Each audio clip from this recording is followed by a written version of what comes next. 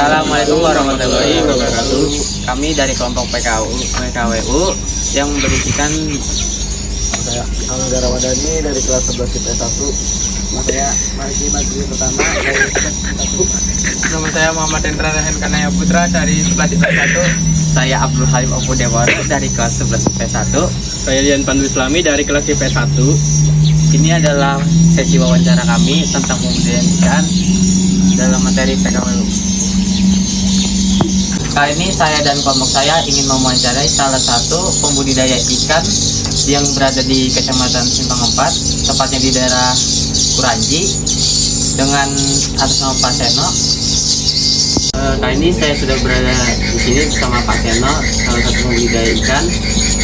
Pak, kalau kami boleh bertanya, kapan nih Bapak memulai usaha ini? Mulainya dari tahun 2019. Modalnya yang Bapak butuhkan untuk memulai usaha ini berapa ya Pak, kalau boleh tahu? Untuk saat ini modal yang kami perlukan untuk sekali siklus untuk budidaya ikan nila sama lelenya itu sekitar kurang lebih sekitar 180 juta.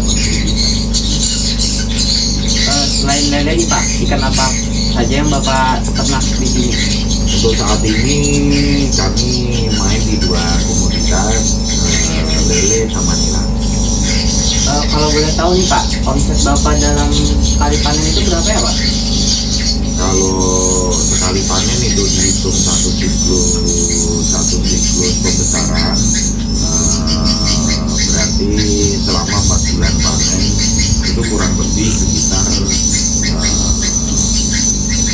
220 sampai 250 juta. Untuk pemasarannya nih Pak, target pemasaran Bapak ini khususnya kemana Pak? Untuk saat ini pemasaran masih di seputar tanah suci, khususnya di TPI yang sekitar di TPI Kalau misalnya peternakan gini ya Pak, ikan yang paling sulit diternakin apa ya Pak di peternakan Bapak ini? yang paling apa? Sulit untuk dirawat. Sebenarnya nggak ada sih yang paling sulit, cuma kan memang masing-masing ikan ini ada kelebihan, ada tantangan tersendiri. Jadi untuk ikan nila itu ada kesulitannya tersendiri karena misalkan dibandingkan dengan ikan lele, karakteristik hidupnya itu nggak sama. Jadi disitulah ada kemudahan.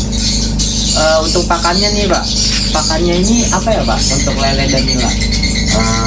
Kami menggunakan pelet. Ya Kak. Ada pelet yang dari pabrikan. Ini ikan apa ya Pak kalau boleh tahu Pak? Ini ikan nila. Oh ini peletnya Pak? Ya. Sehari itu dikasih makan berapa kali ya Pak? Sehari 3 kali. 3 kali. Berarti pagi, siang, Sore sama malam. oh sore sama malam. Kalau boleh tahu Pak, panennya ini berapa bulan sekali Pak? Kalau ikan nila sebenarnya untuk panennya itu tergantung ukuran bibit yang kita tebar. Kalau bibit sekitar kurang lebih 3 cm itu sekitar 4 bulan sampai 4 bulan setengah dari panen. Kalau bibit yang sudah ukuran itu kisaran 20 gram itu 3 bulan kurang seminggu. 3 bulan kurang seminggu kita sudah panen. Jadi tergantung besar kecilnya dari bibit yang kita tebar. Untuk jenis ikan nilainya nih Pak, ini jenisnya apa ya Pak?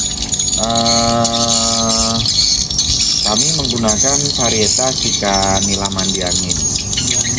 Ya, untuk jenisnya ikan nila mandi angin. Memang banyak sih untuk jenis ikan nila, ada ikan nila gesit, ikan nila sekar, macam-macam. Cuma kami karena pengembangan itu di Kalimantan Selatan menggunakan varietas yang lokal, jadi jenisnya itu nila mandi angin. Untuk cara pembudidaya ini Pak, caranya menggunakan cara apa Pak? Ini kami kebetulan menggunakan teknik bioflok. Teknik bioflok. Jadi penggunaan dengan kolam terpal dengan memainkan teknologi bakteri yang disebut bioflok. Kalau dengan teknik bioflok ini keunggulannya lebih banyak. Yang pertama itu untuk keperluan pakan jadi lebih hemat karena terbantu pakan alami dari vlog itu. Yang kedua, kita bisa melakukan pada tebar yang lebih banyak daripada dengan sistem yang lain. Kalau untuk minusnya Pak, minusnya apa ya Pak? Kalau menggunakan cara bioflok? Karena menggunakan mesin, jadi kelemahannya itu ketika listriknya itu nggak stabil atau sering mati lampu. Oh ya. Ya, jadi harus sedia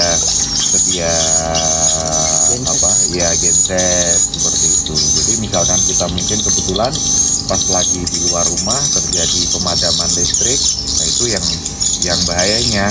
Kalau misalkan ikannya masih kecil, terjadi mati mesin itu kurang lebih 1 jam mungkin masih aman. Tapi kalau ikannya sudah mulai besar, itu bisa mati semua dalam satu kolam. Jadi bisa berakibat fatal. Untuk penggunaan bioflok berarti pemboran rendahan itu ya Pak? Listriknya dipakai sangat boros. Betul sebenarnya, tapi bisa dibilang sebenarnya bukan pemborosan karena di satu sisi memang kita mengeluarkan biaya lebih untuk membayar listrik karena menggunakan mesin, tapi di sisi yang lain kita dapat menghemat pakan. Nah, tapi kalau dihitung-hitung lagi jadi lebih ekonomis karena misalkan kayak satu kolam ini penggunaan mesinnya itu kurang lebih sekitar 100 watt. Misalkan pembudidayaan itu selama 4 bulan dengan mesin 100 watt itu per bulannya itu kita mengeluarkan biaya 70.000 kali 4 bulan itu sekitar totalnya 280.000. Sementara penghematan pakan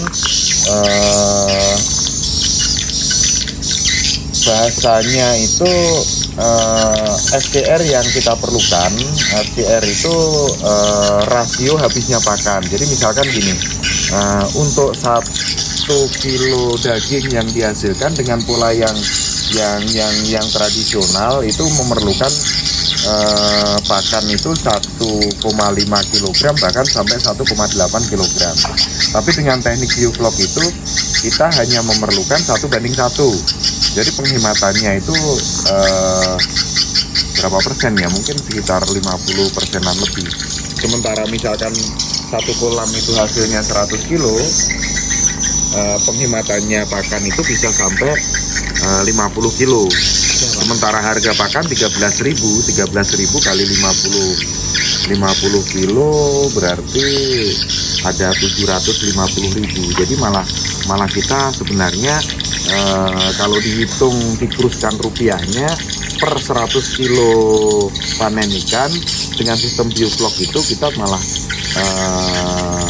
lebih menghemat biaya 500.000 rupiah. Jadi lebih untung menggunakan bioflok, lebih menguntungkan menggunakan bioflok. Di samping itu juga untuk daya saing di penjualan kita lebih baik karena ikan nila yang dibudidayakan secara bioflok itu rasa dagingnya lebih manis dan tanpa ada rasa bau lumpur. Biasanya kalau kita kembangkan nila itu dengan sistem kolam tambak itu kadang-kadang ada bau lumpur. Nah itu kadang-kadang pedagang itu menghindari. Jadi dengan teknik bioflok itu kita nggak akan ada kesulitan dalam penjualan. Dan wawancara kami tentang pembudidayaan ikan. Terima kasih untuk Pak Seno. Saya tutupi, bila ada kekurangan saya minta maaf. Wassalamualaikum warahmatullahi wabarakatuh.